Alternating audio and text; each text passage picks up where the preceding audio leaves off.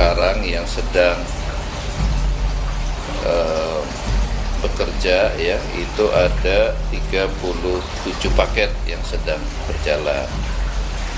Dari total 75 paket yang kita programkan dari tahun 2020 sampai 2024. Jadi 37 paket ini sedang konstruksi, 10 paket selesai dan sisanya ada 28 paket ini sedang dalam proses lelang. Nah, kalau kita bisa report mengenai progresnya, overall adalah 18%, tapi ini terbagi menjadi 2 batch ya, 2 tahapan. Kalau tahap 1 itu sudah 37%. Kalau tahap kedua yang baru-baru mulai 2023 ini baru 2%.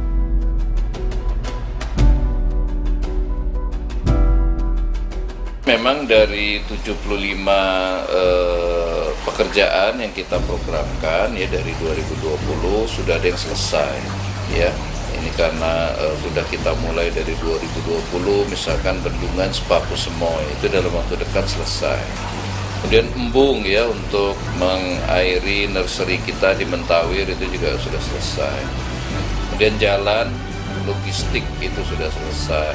Kemudian hunian pekerja yang sekarang juga diisi oleh para pekerja yang bekerja di atau tenaga kerja konstruksi yang bekerja di IKN itu juga sudah selesai dan sudah mulai dihuni. Di intinya sudah cukup banyak ya yang selesai, itu udah 10 kegiatan itu ya.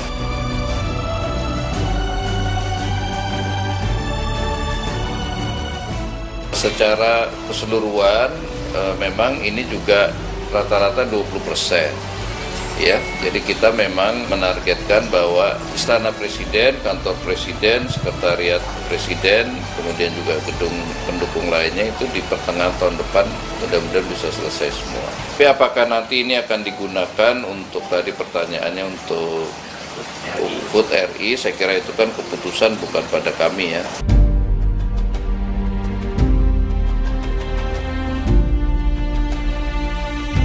Ya, yang sedang dibangun adalah 4 kantor Menko ya, itu Menko Perekonomian, Menko Polhukam, Menko PMK ya, dan Kemenko Maritim dan Investasi, ada 4 kantor. Memang karena ini baru dimulai pembangunannya, ini kira-kira masih antara 10% 12% progresnya. Ya, jadi ini juga kita perlu speed up, tapi karena ini adalah bangunan kantor yang tentunya beda dengan konstruksi istana ya, ini lebih simple, ini bisa kita selesaikan lebih cepat.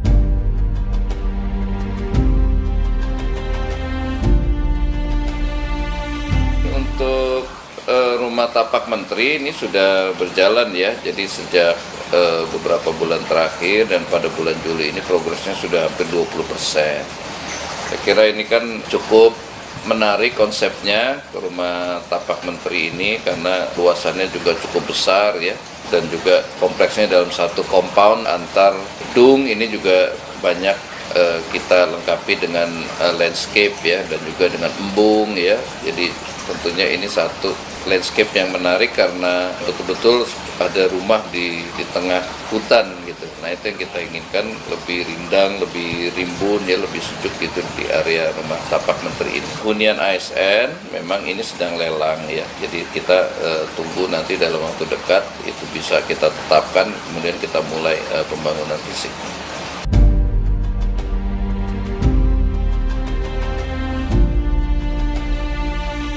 Nah, kalau untuk TKDN, saya kira memang cukup tinggi ya, karena di situ kan tidak banyak kita menggunakan tidak banyak menggunakan produk-produk luar ya.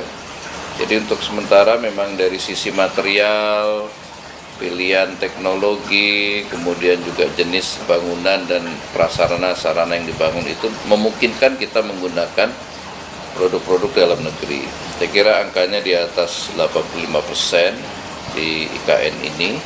Nah, sedangkan untuk tenaga kerja, dari hampir 10.000 orang tenaga kerja konstruksi yang sekarang bekerja ya di kawasan IKN ini, di KIPP, itu 25% adalah tenaga kerja lokal.